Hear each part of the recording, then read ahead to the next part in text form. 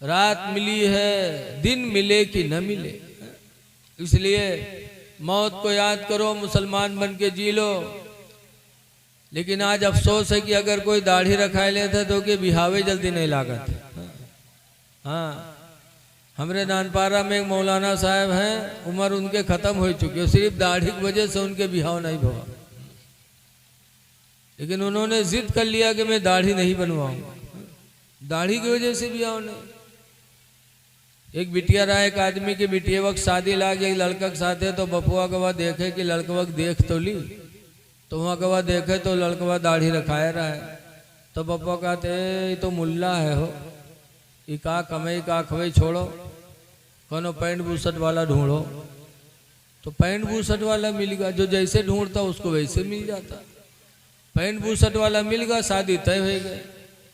जब शादी की तारीख आई तो का दुल्हा बनावे खातिर नौभावे चले। पहले ज़माने में यह नौभावा जाता रहा। तो जब नौभावे चले तो के पैखाना लग गया, तो लेटरिंग मगवा पैखाना करे, और जब पैखाना कह के निकला लेटरिंग से तो नुहरा नुहरा उठ ही नहीं पावे।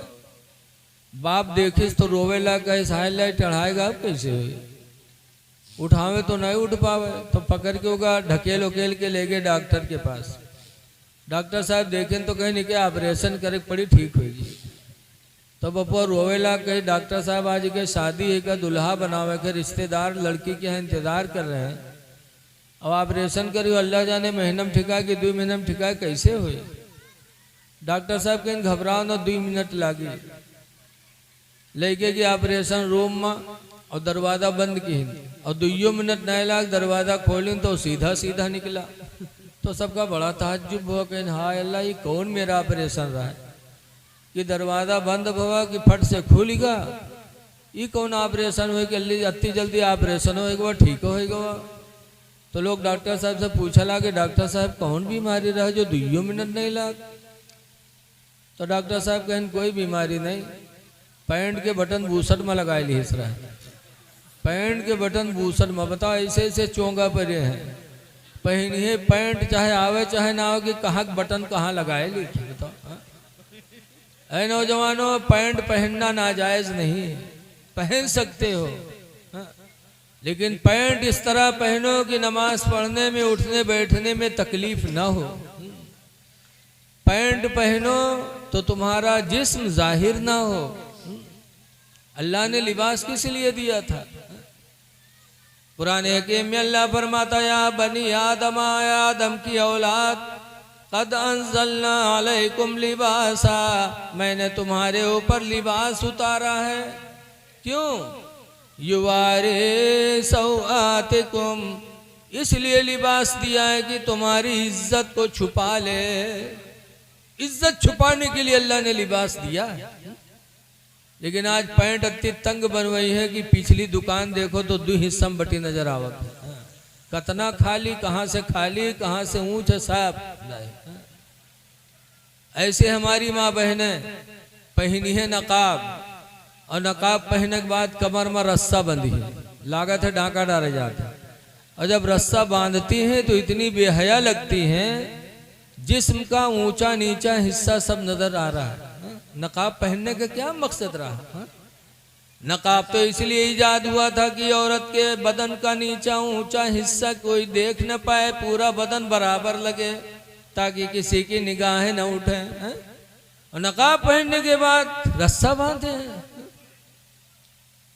इसीलिए अल्लाह के नबी ने 1400 साल पहले फरमाया था, अनबी हुरैरा काला काला रसूलुल्लाह, हजरत अबू हुरैरा से रवायत है, फरमाते अल्लाह के नबी ने इरशाद फरमाया कि एक ज़माना ऐसा आएगा कि कासियातुन, औरतें लिबास पहने होंगी, आरियातुन, फिर भी वो नंगी होंगी। मेरे नबी ने फरमाया था एक ज़माना ऐसा आएगा कि औरतें लिबास पहने होंगी फिर भी नंगी होंगी। मुमीलातुन माइलात, दूसरे का दिल ले बैठेंगी और अपना दिल उनको दे बैठेंगी। जो नबी ने फरमाया था आज हूबहू हो रहा। शादियों में देख लो, शादियों में हमारी बच्चियों के, हमारी बहनों के कपड़े ऐसे ऐसे होते हैं, ऐसे ऐसे फहश अंदाज की देखने में खुद निगाह झुक जाती है। ऐ मेरी माँ बहनों, वो लिबास पहनो कि तुम्हारे जिस्म के हिस्से पर किसी की निगाह न पड़ सके। पैंट बूशर्ट पहनो, इस तरह पहनो कि तुम्हारी इज्जत छुपी रहे। लेकिन देखा जाता आज हमारे नौजवानन के यहाँ कि पंचगानम तो कबू जइए ना, जुमक दिन जइए पढ़े, और जुमक दिन जइए तो कुर्ता पैजामा पहन के न जइए, पैंट और शर्ट पहन के जइए। हाँ, जहाँ से पैंट खत्म हुए से शर्ट शुरू, और के बाद जब नमाज पढ़िए रुकू मैया जइए तो पैंट खसक के चुतरे पहुँच जाए और शर्ट पीठी पर, आधी दुकान खुल जाती है। और जब सजदम जाते है तो पूरी पूरी।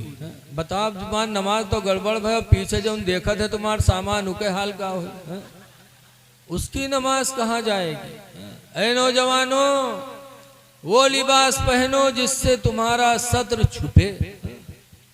अल्लाह ने लिबास इसीलिए उतारा था, और दूसरा मकसद अल्लाह ने फरमाया वरीशा, और इसलिए भी हमने लिबास दिया था ताकि तुम्हारी खूबसूरती को बढ़ा दे।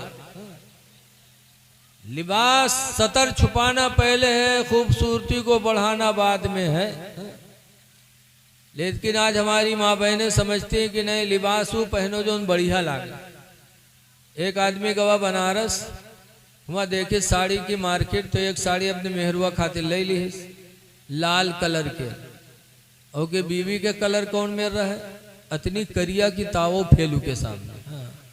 और जब लाल साड़ी लेके आवा और रतिया देखे तो बहुत मगन में हो गए, जल्दी जल्दी नहाइस और साड़ी पहने सो के बाद मर्द के सामने गए, पूछा थे देखो हम कौन में लागे थे। तो मर्दवा के तुम तो वैसे लागत हो जैसे कोयला के ढेर में आग लग गए हो, बस उन नोच के फेंक दी गाड़ी बक्के लगा। ये बाद में देखो कि हम अच्छे लगते हैं कि नहीं, पहले ये देखो कि अल्लाह ने सतर छुपाने के लिए लिया था, वो हमारी सतर छुपी कि नहीं छुपी। लिबास ऐसा पहनो, और ऐसा लिबास भी ना पहनो जिससे घमंड पैदा हो। घमंड वाला लिबास न पहनो। हजरत अबू जर गिफारी एक सहाबी थे, खाने काबा का तवाफ कर रहे थे। तवाफ करने वाले बहुत से थे, उन्हीं तवाफ करने वालों में एक आदमी कुर्ता पहने था और उसकी कालर, बड़े बड़े नुकीले कालर बाहर निकले थे। हजरत अबू जर गिफारी ने देखा तो फौरन उसके गिरेबान को पकड़ा और कालर पकड़ के फाड़ दिया। कहा खुदा के घर में और घमंड का लिबास। इतनी जोर से फाड़ा कि उसकी गर्दन में खराश आ गई। पता चला कि सहाबे किराम को, ना अल्लाह को ना अल्लाह के रसूल को घमंड का लिबास पसंद नहीं था। लिहाजा वो लिबास पहनो जिससे इनके सारी जाहिर।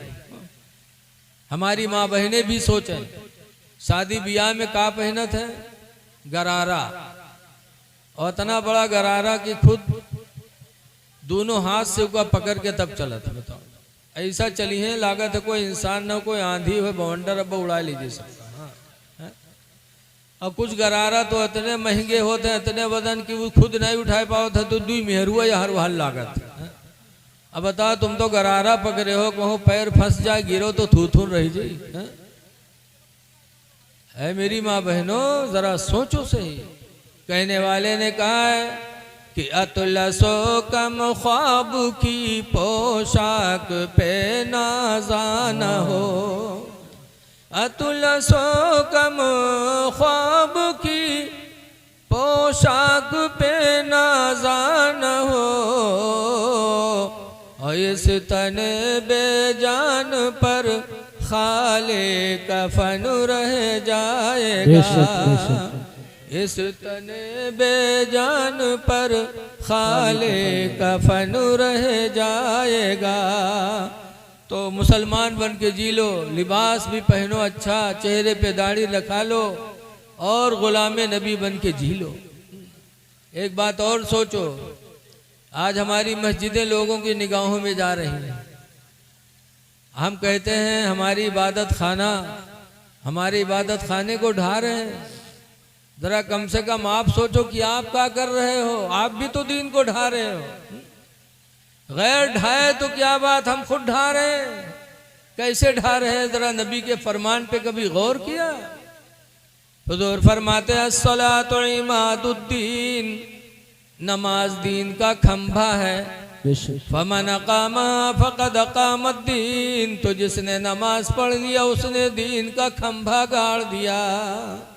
नमाज पढ़ा तो दीन का खंभा गाड़ा। वमन तरकहा, और जिसने नमाज को छोड़ा फकद हदमद्दीन, तो उसने दीन को ढा दिया। नमाज न पढ़ने वाला गोया कि दीन को ढा रहा है। आज हम मुसलमानों की नमाजें छोड़ रहे हैं, फिर हमें कुछ एहसास नहीं है। इसलिए लोगों नमाजें पढ़ो, अल्लाह की रहमत कितनी बड़ी है, गौर करो। हुजूर फरमाते मन सल्ला सलातल इशाई बिल जमाती, जो नमाज ईशा जमात से पढ़ ले सो जाए, हुजूर फरमाते फकान नमा कामा निस्फल लैल, तो गोया कि उसने आधी रात तक इबादत किया। वमन सल्ला सलातल फजरी बिल जमाती, और जो पूरी रात सोकर सुबह उठकर नमाज फजर बा जमात अदा कर ले, तो नबी फरमाते फकान नमा कामा कुल्लल लैल, तो गोया कि उसने पूरी पूरी रात इबादत किया। इसलिए नमाजें पढ़ो ताकि खुदा की जमानत भी हमको आपको नसीब हो जाए। खुदा जाने तो गुस्सा हो रहे हैं। कहा क्या शिर्क किया मैंने? कहा कब्र के सामने हाथ बांधे खड़े हो, जैसे नमाज में हाथ बांधा जाता वैसे बांधे खड़े हो, शिर्क हो गया। नमाज की मुशाबिहत तुमने इख्तियार की, इस तरह तो नमाज पढ़ी जाती है। और एक गैरुल्लाह के सामने आप हाथ बांधे खड़े हो, नमाज की मुशाबियत कर रहे हो, शिर्क कर रहे हो, फिर कहते हो खफा क्यों हो रहे हैं? तो हजरत ने फरमाया भाई अगर मैंने शिर्क किया तो तुमने भी तो शिर्क किया। कहा मैंने क्या शिर्क किया? कहा तुम हाथ ऐसे छोड़े खड़े हो, ये भी तो नमाज के मुशाबियत है। कहा नमाज में हाथ कहाँ छोड़ा जाता? तो हजरत ने फरमाया कौमा में हाथ छूटता है कि नहीं छूटता है? देखो नमाज में एक होता है कौमा, एक होता है जलसा। एक तो यूं जलसा हो और नमाजों में जलसा होता है। नमाज में कहाँ जलसा है? देखिए रुकू से जब समी अल्लाहु लिमन हमिदा कह के नमाजी खड़ा होता है तो उस खड़े होने को कौमा कहते हैं। और एक जलसा के बाद, एक सजदा के बाद जब दूसरे सजदा के लिए बैठता है, पहला सजदा करके बैठा, तो इस बैठने को क्या कहते हैं इस्लाम में? जलसा। तो हजरत ने फरमाया कि कौमा में भी तो हाथ छोड़कर नमाजी खड़ा होता है। जब कहता समी अल्लाहु लिमन हमिदा रब्बना लकल हम्द, तो उस वक्त नमाजी के दोनों हाथ छूटे होते कि नहीं छूटे होते? तो हजरत ने फरमाया कि अगर मैंने हाथ बांध के शिर्क किया तो तुमने हाथ छोड़ करके भी शिर्क किया। हाथ छोड़कर खड़ा होना भी नमाज के मुशाबियत है। तो कैसे वारे मौलाना तब कैसे खड़े हो? तो हजरत ने फरमाया एक तरीका है, वो शिर्क नहीं है खड़ा होने का।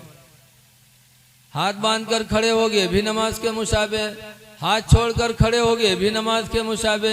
एक तरीका बचाए खड़े हो, उस तरह खड़े हो गए तो शिर्क नहीं होगा। कहा क्या? तो हजरत ने फरमाया जब कब्र के सामने आया करो तो एक हाथ सर पर रखो, एक हाथ कमर पर रखो।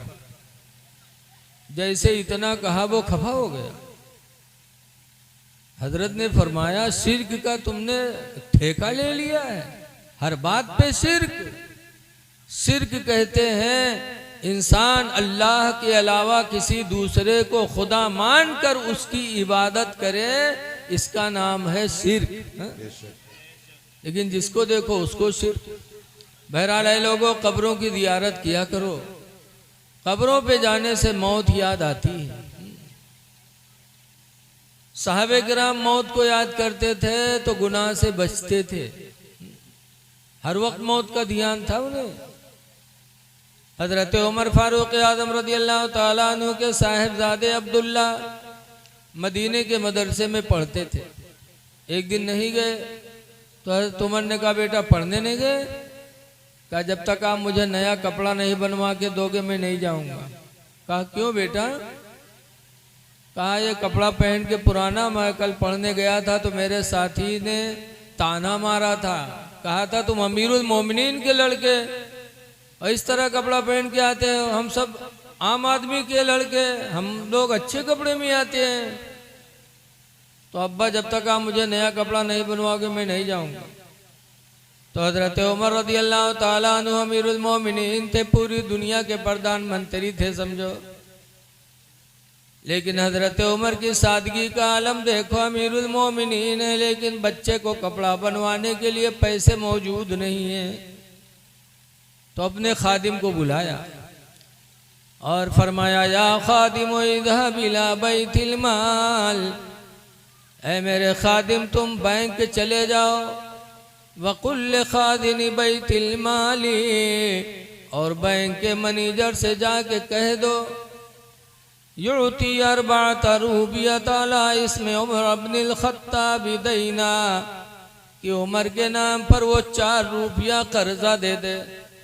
कुल्लमा यक़दी शहरी, जब मेरा महीना पूरा होगा तो मेरी तनख्वाह से वो काट लेंगे। जाओ 4 रुपये कर्जा मांग लाओ ताकि मेरे लड़के का कपड़ा बन जाए। अमीरुल मोमिनीन है। वो खादिम बैंक गया, जब बैंक के मैनेजर से कहा तो बैंक के मैनेजर ने कहा कि जाके अमीरुल मोमिनीन से कह दो कि उन्होंने कहा जब मेरा महीना पूरा होगा तो मेरी तनख्वाह से काट लेंगे। जाके कह दो कि इस महीना के मुकम्मल होने तक अपनी ज़िंदगी की ज़मानत लिख के दे दें, कि जब तक महीना पूरा नहीं होगा वो जिंदा रहेंगे। जाके ज़मानत लिखवा लाओ वरना मैं दे दूं और उससे पहले अमीरुल मोमिनीन का इंतकाल हो जाए तब। ये आम मुसलमानों का माल है, कौन देगा? जाके उनसे चिट्ठी लिखवा लाओ कि महीना के पूरा होने तक उनकी ज़िंदगी की ज़मानत वो दे दे। वो खादिम आया, हजरत उमर ने फरमाया लाए।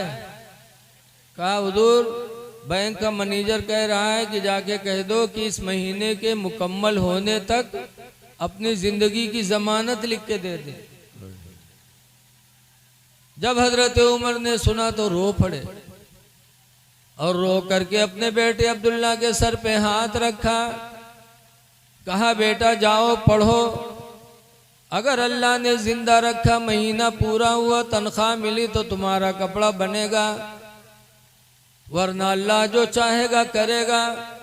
बैंक का मैनेजर मुझसे पूरे महीने की जिंदगी की जमानत मांग रहा है। बेटा पूरा महीना क्या, मैं तो अपने जिंदगी की एक लम्हे की भी जमानत नहीं दे सकता। खुदा जाने किस वक्त बुलावा आ जाए। ये सहाबा थे जो हर वक्त मौत को याद करते रहते थे। ऐ लोगों मौत को याद करो। आज हजरत शहीद मर्द रहमतुल्लाह अलैह के उर्स में आप आए हैं। दुनिया से बहुत से लोग जा रहे हैं लेकिन उर्स सबका नहीं मनाया जा रहा है। उर्स उसी का होता है जिसने पूरी जिंदगी अपने खुदा को राजी किया। मौतें भी तरह तरह की आती हैं। आज हमारे तुम्हारे पास मलकुल मौत आते हैं, पता नहीं चलता। लेकिन अल्लाह वालों की शान देखो, मौत किसी को छोड़ा नहीं। हजरत मूसा अलैहिस्सलाम अल्लाह के नबी हैं। हजरत मूसा अलैहिस्सलाम के पास भी मौत का फरिश्ता आया था। आया मौत का फरिश्ता, सलाम किया। हजरत मूसा अलैहिस्सलाम ने जवाब दिया। पूछा कैसे आना हुआ? कहा आपकी रूह निकालने आया हूं। मूसा अलैहिस्सलाम ने कहा अभी दीन का काम बाकी है और तू रूह निकालने आ गया। खींच के एक तमाचा मारा मलकुल मौत को, इतनी जोर से मारा कि मलकुल मौत की आंखें बाहर हो गई। बेचारे वापस चले गए। अल्लाह की बारगाह में जाकर कहते हैं अल्लाह की जलाली के पास भेज दिया था, उसने तो तमाचा मारा मेरी आंखें निकल आई। कहते हैं अभी दीन का काम बाकी है।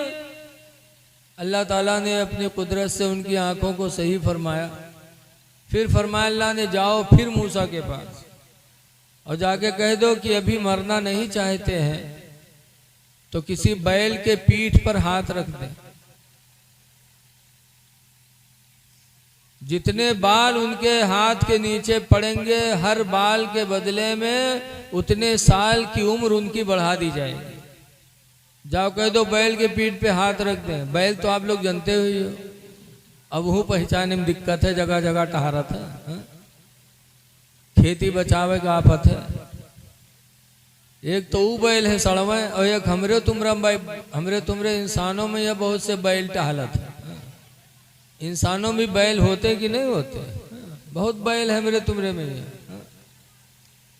हमारे उधर एक मदरसा चलता है फिर बितनी दरगाह पे, वहाँ के मोहतमिम मौलाना अली हसन फारूकी अलैहि रहमा इंतकाल कर गए।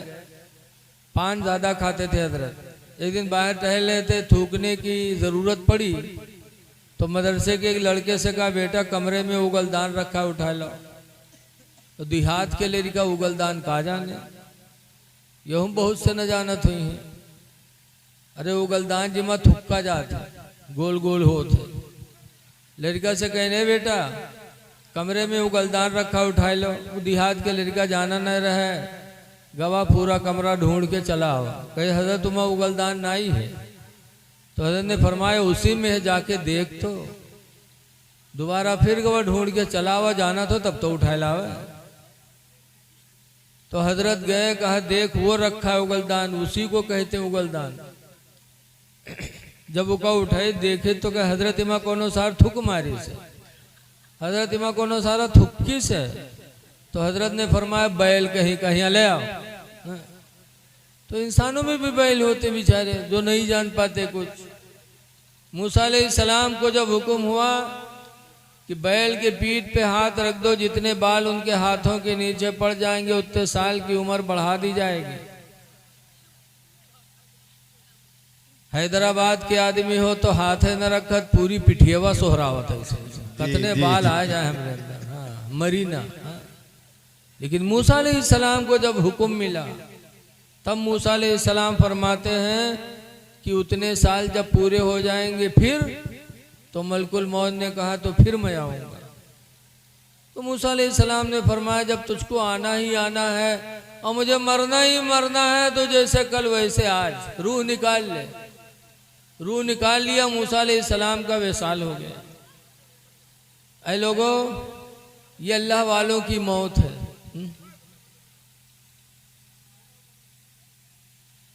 ये अल्लाह वालों की मौत है और हमरे तुमरे में ही है। देखा जाता है बप्पा बीमार है, लड़का घेरे बैठे, अब्बा ये बात अब्बा वो बात, अत्ते में कहता अरे बप्पा गए सट्ट से गायब। हाँ बप्पा गए, को आवा को लेके गवा कोई पता नहीं है। तो हम नबियों की बराबरी नहीं कर सकते। अल्लाह ताला ने अपने इंसानों को अलग अलग मर्तबे अता फरमाया। जब मूसा अलैहिस्सलाम के मर्तबे का ये आलम है तो मेरे नबी का मर्तबा कितना बुलंद होगा। मूसा अलैहिस्सलाम तो मुक्तदी हैं, मेरे नबी इमाम हैं। मेराज की रात में हुजूर ने नमाज पढ़ाई थी सबको। इसीलिए आला हजरत इमाम अहले सुन्नत फरमाते हैं कि अर्श के अक्ल दंग है, चरख में आसमान है। अर्श की अक्ल दंग है, चरख में आसमान है। जाने मुराद अब किधर हाय तेरा मकान है। नारे तकबीर, नारे रिसालत, मसलके आला हजरत, जश्न गौसुल वरा, उलमाए अहले सुन्नत, नारे तकबीर, नारे रिसालत। ऐ लोगों, मौत की तैयारी करो। और मौत की तैयारी में हमको आपको किन किन चीज़ों को अपनाना है। आज हम सब आशिके आला हजरत हैं, मसलके आला हजरत वाले हैं। बोलो है कि नहीं मसलके आला हजरत वाले? जी बेशक। लेकिन है मसलके आला हजरत वालों, जरा गौर करो, अपने सीने पे हाथ रखे, क्या आला हजरत हमसे है राजी? बरेली शरीफ में गुजरात का एक मुसलमान आया, गुजराती। अब आला हजरत से कहा हुजूर कोई वजीफा बता दीजिए, कारोबार नहीं चल रहा, और उसके चेहरे पे दाढ़ी नहीं थी। तो आला हजरत ने फरमाया कि बेटा दाढ़ी रखाना वाजिब है और वजीफा पढ़ना मुस्तहब है, और जब तक वाजिब नहीं पूरा करोगे मुस्तहब को अल्लाह कबूल नहीं करेगा। पहले दाढ़ी रखाओ फिर वजीफा पूछो। गुजराती मुसलमान को कोई वजीफा आला हजरत ने नहीं बताया। वो इंसान बरेली से फिर गुजरात वापस चला गया। कुछ दिनों के बाद जब उसके चेहरे पे दाढ़ी सज गई तब फिर बरेली आया। आला हजरत ने देखा तो मुस्कुराए। आला हजरत फरमाते हाँ बेटा, अब तूने वाजिब को पूरा कर दिया है, अब तेरा मुस्तहब भी अल्लाह कबूल फरमाएगा। बेशक बेशक। फिर आला हजरत ने वजीफा बताया और वो गुजराती मुसलमान गया, वजीफा पढ़ा, माला माल हो गया। आज हम मसले के आला हजरत वाले और दाढ़ी बनवा रहे हैं। अभी इसी लखीमपुर में हर जगह देखते हैं, अक्सर देखते हैं। एक जगह जलसा हुआ तो एक शायर साहब रहे, कहीं है कोई मसले के आला हजरत वाला जो नारा लगा दे, है कोई दीवाना आला हजरत का? कौनों नहीं खड़ा हुआ, एक ठोर बैलहा खड़ा हुआ, पैंट अलग जाए, बूसट अलग जाए, इतना गंदा, और मुंह में पुकार खाए, मुंह करिया करिया बुझवन के बाहर लागे, और न टोपी न कुछ, खड़ा नारे तकबीर, मसले के आला हजरत। हमने कहा कोई गैर देखेगा तो कितना थुकेगा कि ऐसे ही मसले के आला हजरत वाले होते हैं, ऐसे ही होते हैं। ऐ लोगों, अपने नसीब पे नाज करो कि अल्लाह ताला ने हमको तुमको मसले के आला हजरत वाला बनाया है। तो दाढ़ियां सजा लो। दाढ़ी किसके लिए? मुसलमानों ही के लिए है। 1,24,000 या 2,24,000 नबी दुनिया में आए, लेकिन किसी नबी ने दाढ़ी नहीं बनवाई। हुजूर के सहाबा हज्जतुल विदा में तकरीबन 1,40,000 सहाबा मौजूद थे, लेकिन किसी सहाबी ने दाढ़ी नहीं बनवाई थी। न किसी सहाबी ने दाढ़ी बनवाई, न किसी नबी ने दाढ़ी बनवाई। ऐ लोगों, उम्मत मोहम्मदिया में 73 फिरके होंगे, कि फिरका जन्नत में जाएगा। पूछा गया था वो कौन, तो हुजूर ने फरमाया या मा अना अलैहि व असहाबी, वो वही फिरका जन्नत में जाएगा जो मेरे और मेरे सहाबा के रास्ते पे चलेगा। सुभान अल्लाह, सुभान अल्लाह। तो जो नबियों के रास्ते पर होगा, जो सहाबा के रास्ते पर होगा, वही फिरका जन्नती होगा। सुभान अल्लाह, सुभान अल्लाह। जब सहाबा ने दाढ़ी नहीं बनवाई तो तुम भी न बनवाओ। आप दाढ़ी मुंडा रहे हो।